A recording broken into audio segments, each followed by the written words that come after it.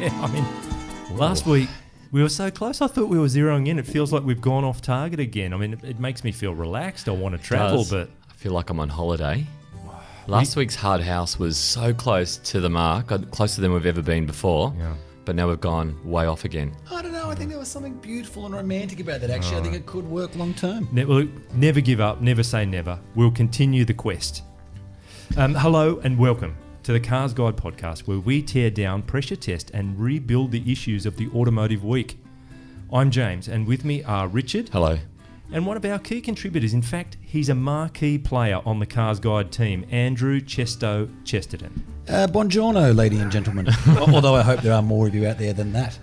This week, among other things, we'll look at Australia's most expensive ute, Holden sales online, and Mercedes-AMG's escalating madness. But first, MUSK WATCH.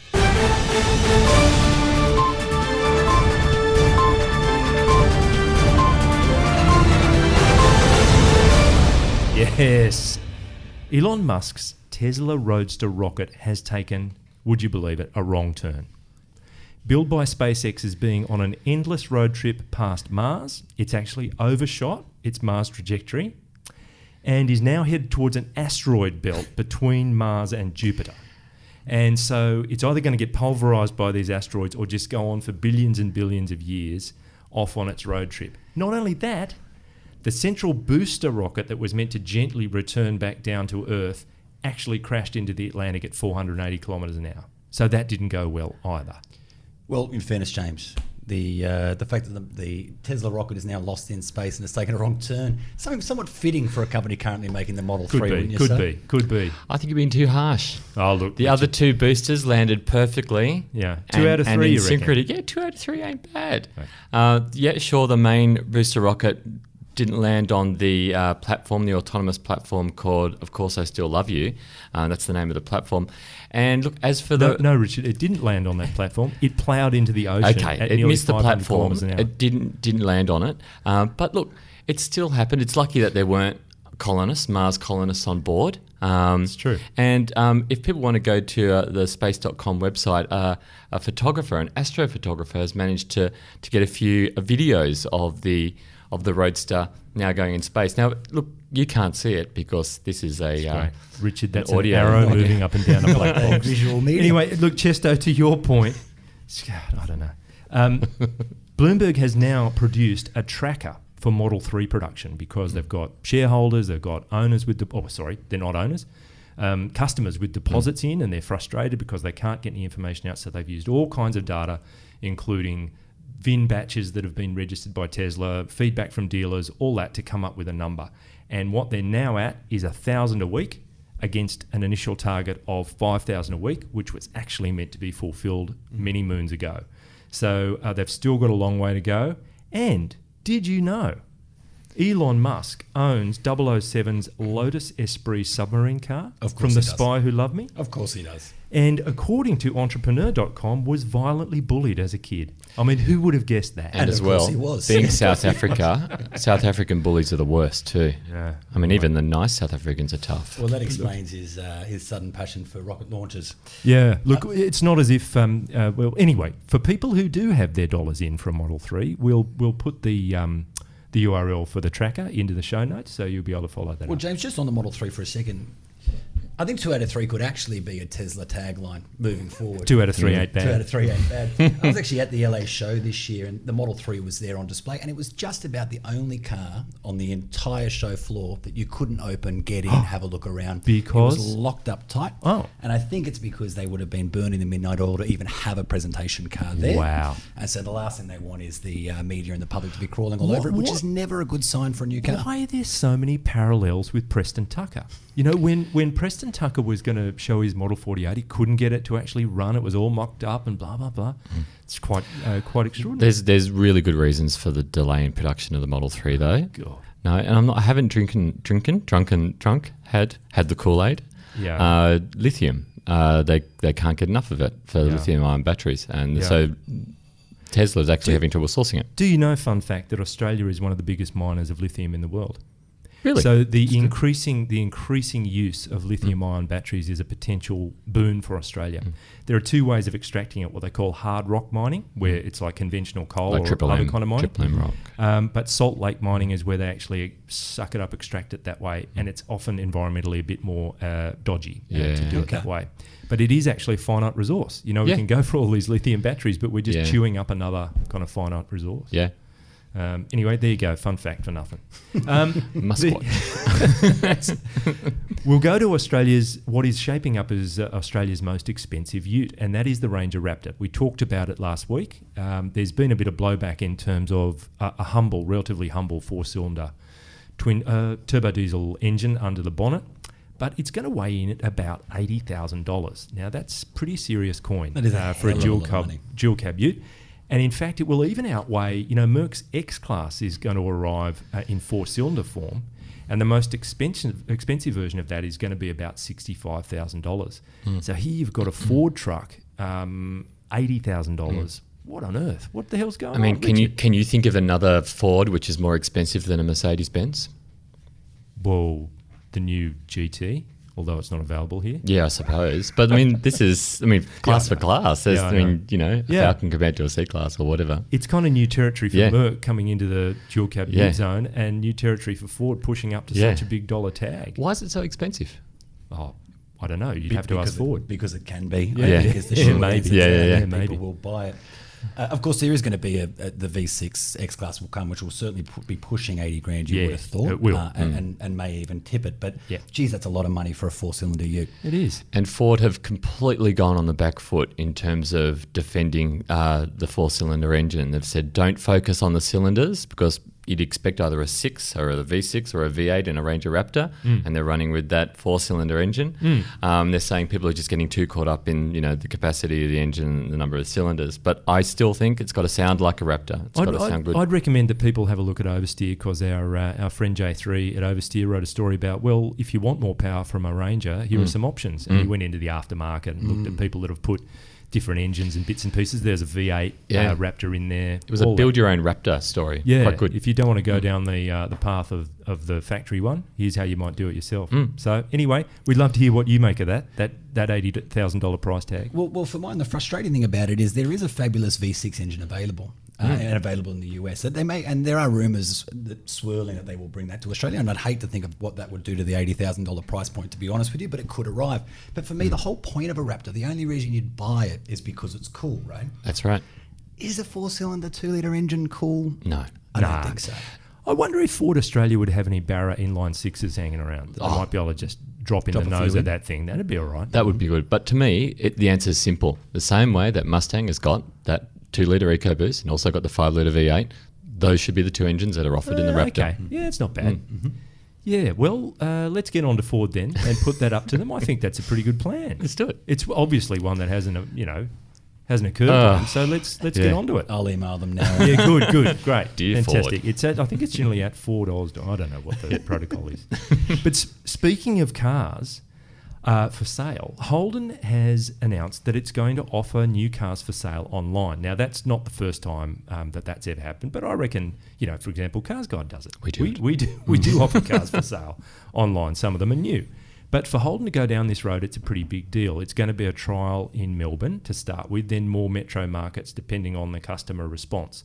So for mine, it opens up a whole can of worms around you've got this enormous dealer network.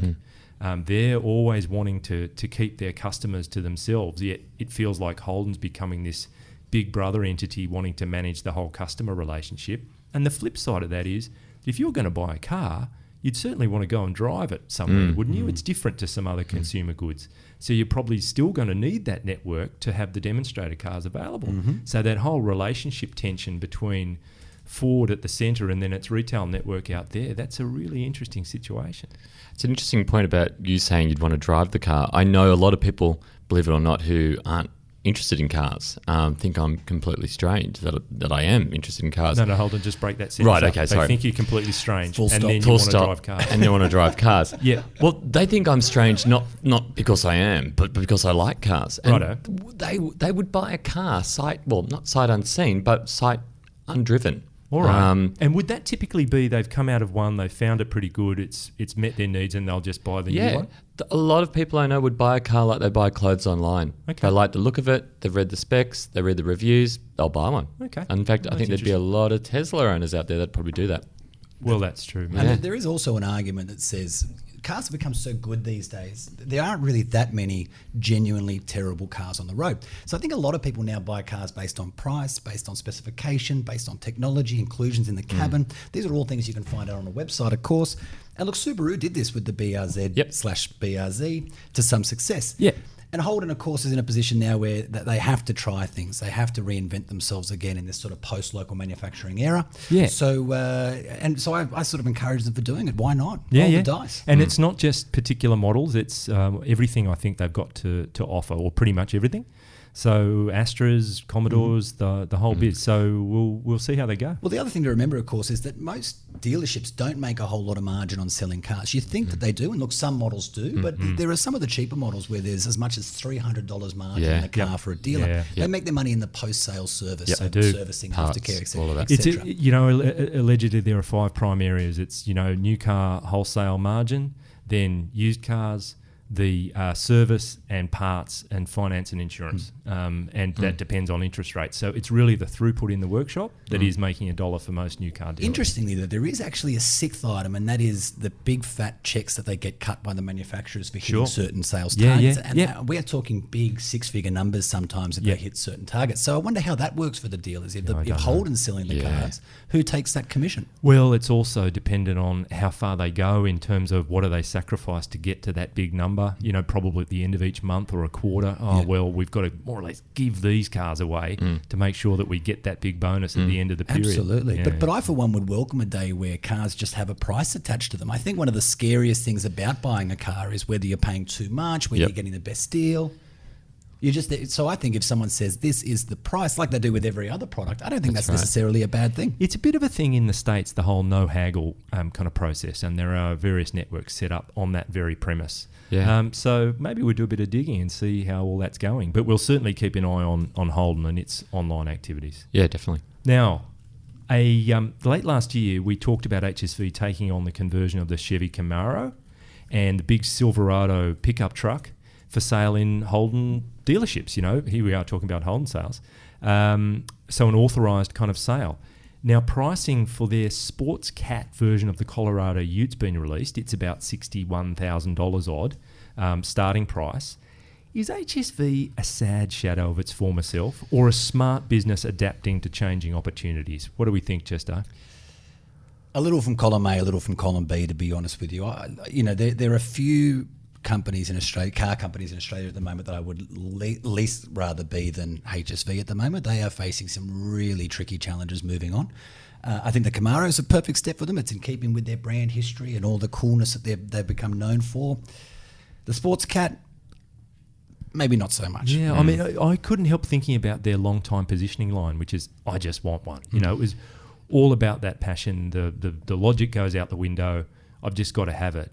I don't know whether a car like that fits that kind of positioning. What do you reckon? Absolutely. HSV was so inherently tied to Commodore. Yeah. That I really think in the same way the FPV had to say goodbye, I suppose, when Falcon ended it, we had to do the same. We should have done the same with HSV. Yeah, maybe.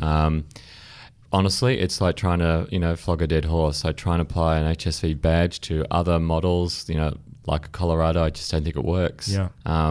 Yeah, let it go, I reckon. I actually remember when we went horse riding that time, and you absolutely gave that horse a belting. And you said to me, you're flogging a dead horse. And you know what? Didn't get up and go. No, it didn't work then. I wonder why you were calling that horse HSV. But so how does it work with AMG then? AMG can stick, as we've learnt now, an AMG badge on just about anything, an old gumboot, and it'll fly out of dealerships. How come they can AMG-ify just about anything they want, but a brand like HSV can't? I don't know. I suspect you'd need some kind of brand strategy expert to explain why the three-pointed star can sustain that, because after all, AMG is its own entity, but Merc AMG creates the magic.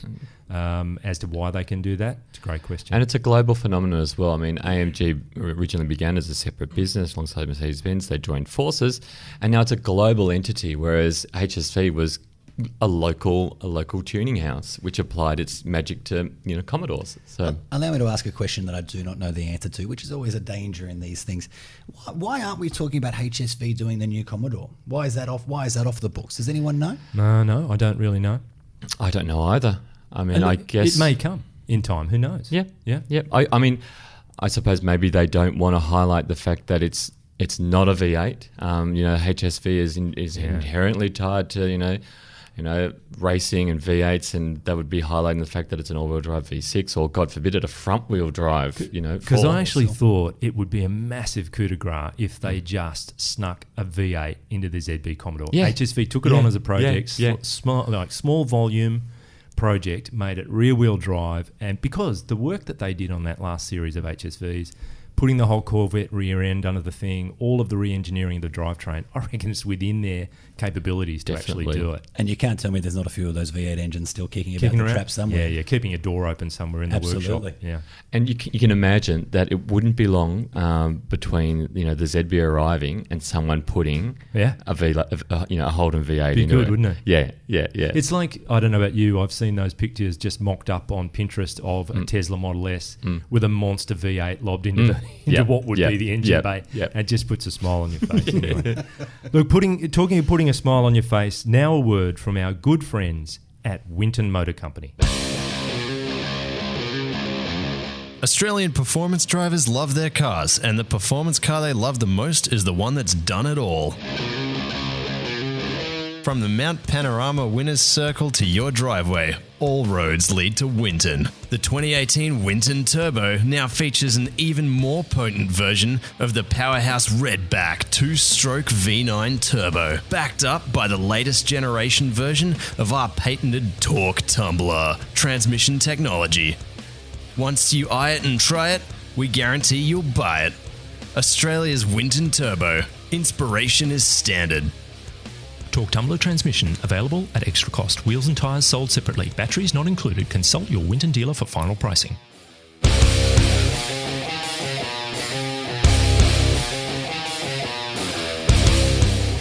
And of course, that message raises the question: Where's Frosty? Frosty Chops, head of media relations at Winton Motor Company. Actually, I've been in touch the last day or so. He's up in Pyeongchang for the Winter Olympics. He's got a dealer group again. He's very much in touch with the retailers. But I think he's been on the soju. He's been misbehaving as usual. He was up watching the skeleton run, and I saw some pictures on social media. I don't know about you, Richard, that were of questionable taste. I did see those pictures come through as well. None of them. We can't even talk about them on air. Yeah. They're that. It could be prejudicial to any ensuing court case. Oh dear! Look, it could influence a jury big time. No, let's not go there. No, I mean, look, a lot of people don't know is that Frosty was one of the names given to him because he was a Winter Olympic champion. Absolutely. He grew up in Cooma. Yep. In the south of New South That's Wales. right. He more or less was skiing from the time he could walk. He could ski. They were so poor they didn't have skis. Yeah, he can ski without snow. Barefoot skiing. Well, that is impressive. Yeah. That is impressive. My Lord, Frosty, that is impressive. Anyway, now we were touching just on AMG only moments ago. Richard, you've seen the pictures of the new four-door AMG GT, and tell us where you stand on it. Look, I'm not gonna lie. It doesn't look good. Huh? It looks. Look, there are some sports cars. Punches, there are some sports cars. I sense you're lying. I think you really like it. No, I don't. There are some cars which really should stay two doors, and the AMG GT is one of them. It'd be like a four-door Winton Turbo. It would be actually. That's what it reminds just me as of. outrageous. There's a bit of Jensen Interceptor about it. Right. There's all sorts of definitely the Winton Turbo. Yeah, look, I think they should just leave the AMG GT alone. Right. Adding 2 extra doors has increased its door count. Its door count. It's doubled. You can definitely say that. And it's completely ruined its profile. It's a really good looking car and a great successor to the SLS AMG. And I think, it's ruined that, classic sports car look to it. I don't hate it quite as much as you, I must admit. I agree with you. The rear three-quarter view does look a little bit confused, and I'm not sure about the rear end, but further to my point earlier, you could put 8 doors on it, an AMG badge on the front, and they're selling this Someone would thing. be lining up for That'd it. be an AMG bus. Well, look, let's continue the AMG theme because almost simultaneous with that is the emergence of a new G63 version of the G-Class. So yes, there's it'll be here in the third quarter of this year. It's still powered by a 4-litre twin-turbo V8. It's only got a lazy 430 kilowatts, about 850 newton meters of torque. It's got some new underpinnings in terms of the chassis, some new trickery in the cabins, fancy screens and whatever you. But it still looks like a bread box on wheels. It's got side pipes and fat rubber. Is it brilliantly brutal or a waste of around 230k? What do we think? Oh, look, people are going to buy it no matter what. It's like a $500,000 handbag. If it's exclusive, they'll wear it. I think look, Mercedes AMG have restrained themselves in doing a new age sort of Defender style, retro version of it. They've kept it blocky, and you see so many of them rolling around the eastern suburbs. Fantastic. I like it too. Well, for anyone in Sydney or maybe New South Wales, probably the country, who might be aware of a former Sydney councillor, Salim Mahaja, who's just the ongoing story. I actually thought he was a chaser prank. I didn't think he was a real person. I thought he was going to be outed as, look, it's all been a great joke and you all fell for it. But he drives one. I think that speaks volumes about the buyer profile for that vehicle. Look, for what it's worth, I think it's just brilliantly brutal. I think anyone who loves cars has to love this car. Yeah. The cars that make the least sense are often the coolest. Yeah. Would I buy one? Yeah. Not in a million years. Nor could I afford one, which does make that decision easy. Sure. But I love the fact that it exists. I celebrate the fact I love that it this too. madness I is love rolling it too. around I'm somewhere in the totally world. with you. I'm totally with you. And those side pipes, I've spoken to colleagues who have been pulled over by police for having what the police believe to be an aftermarket, you can't have side pipes. Yeah, we can. Yeah. It's Yes, on this we end. can. Yes, we can. Which is a real nice comeback to the police. Anyway, another quick break. Now a word from the cheeky young upstarts at Oversteer. What happens when you put 3 hooligans together in one room? You get a podcast full of hectic banter. Hummer is for any rugged man. This manly scent possesses a blend. That rules me right out. Jeez. Stupid stories. It's a cruise ship with all the inside scooped out, water fills it up, and then you put a pirate ship in the middle. It's nothing more gangster than a ship in a ship. You're an idiot. And some discussion about cars. So we've got the K cars as well. What do you guys think? There's this new Honda Sports concept there. I think it looks so cool. It does look a bit funky, mate. The Oversteer Podcast on the CarsGuide website, iTunes, and where all good podcasts are sold. Oh, those guys. They have a go. I'm going to have a word to them, actually. They need to be reined in. I think we need to have a word. Reined in. I caught one of them. I caught one of them graffitiing the toilets the other day. Now what were you? Anyway, look. Let's roll on from that. We'll roll into a whip around the table in terms of what we've been steering.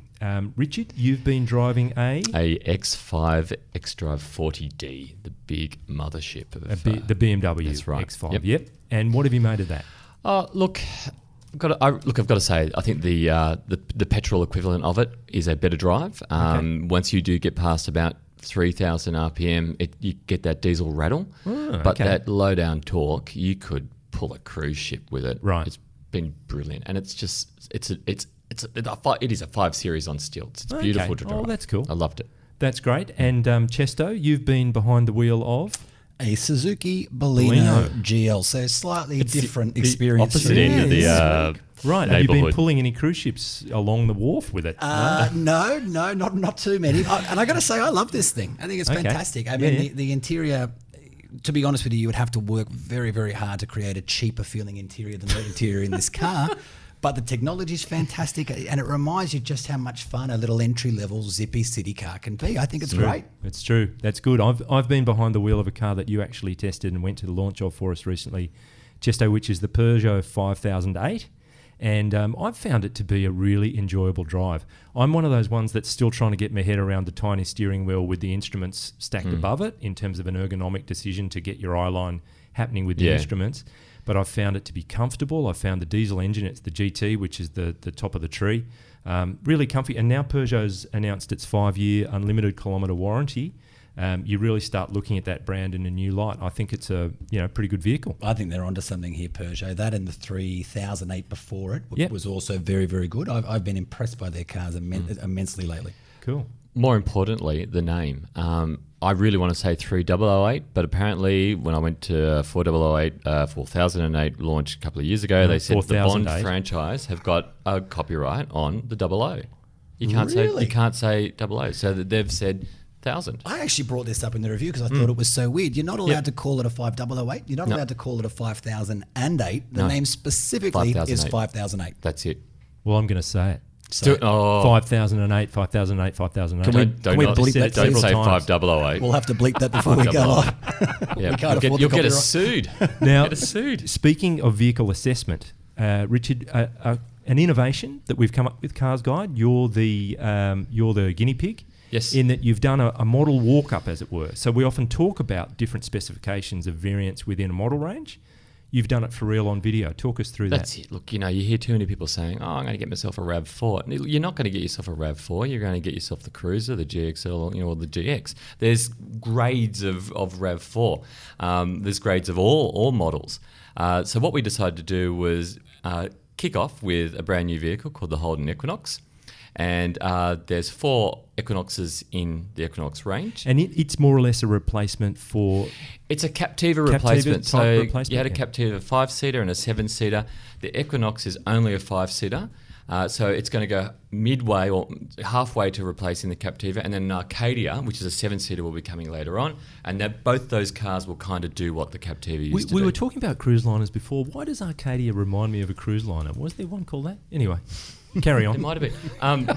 So anyway, that's what we did. We've made a video on taking you through the different grades. Yeah. It's a living, breathing spec sheet. But one of the things I didn't realise the Equinox had was a vibrating seat. Right. I didn't know this. So when you're reversing and your parking sensors or your proximity sensors go off to see. let you know that there's something close to you, the front and rear parking sensors, It gives you a bit of a wobble. the seat vibrates. Wow. And it's not, it's quite vigorous. Intrusive. It's quite vigorous. I'm almost certainly going to regret saying this, but I spent some time in that car over the Christmas break. Was impressed by it, generally speaking, and loved the vibrating function, and not just in a creepy way. Let me explain. I could not get used to it. But when you're driving cars now, they all sound like pinball machines or Yeah. pinball arcades, alarms going off everywhere you look. Yep. I like this kind of subtle way of alerting you to an issue, and you can, of course, switch it off. But why can't you have it go through your hands, not your bottom? I don't want my bottom to be part of this experience. It would have to be. Why? Richard. Why? Have you ever heard of the phrase driving by the seat of your Yeah, I pants? have. There you go, But exactly. There it is. What sick-minded person from Holden thought, we'll let them know through their ass? Why not just? They could be listening. Would you like to speak to them directly? Yeah, I want to know. Just Who address them with your decided issues. that? We'll not let them know if they're getting too close to the car behind them by vibrating their bottom. In fairness, we have been talking through ours for about the past 30 minutes, but I guess there's a safety. There have to be safety in the steering wheel. I thought it was my Surely. phone going off in my pocket, but the whole seat goes. It was just a very important call. Yeah. None of At us- one point, none I of was us up have ever against the been that fence. At one point, I was up against the fence for like 20 minutes, and it was just going off. I don't want. That's we just just- painted a picture can we just cut in my the- mind that I don't want to go any further. Can we with. just No, cut the the line? I was up car's against the parked fence up. for 20 No, minutes. You were up against the fence, and it was going off. Ladies and gentlemen, I Richard implore you. was going off No, up I had against the cars. fence. I had to park. Matt, the photographer, wanted me to park the cars up against the fence, and because I was so close, it was just going the whole time. Let me be the Wow. first to apologise for this, ladies But and was, gentlemen. I'm was so the seat sorry. vibrating as well? That's amazing. Look, okay, call time on that. Back With to the that, family friendly. we've reached the finish line. Thank you, Richard Thank you. and Chesto. Thank you. Thanks too to our producer Barbara on the buttons. We don't understand his psychopathic behaviour, but admire his total commitment to it. And thank you for listening. We'd love to hear your thoughts on today's show or anything else that's on your mind. Search for Cars Guide on Facebook and Instagram and use the hashtag CGPodcast or email us at comments@carsguide.com.au. Please subscribe, and it would really help the podcast if you rate and reviewed us on iTunes. Have you done it yet? It helps spread the word. Please do it please. now or even sooner. Thank you.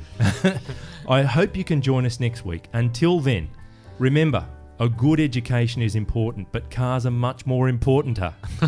I like it.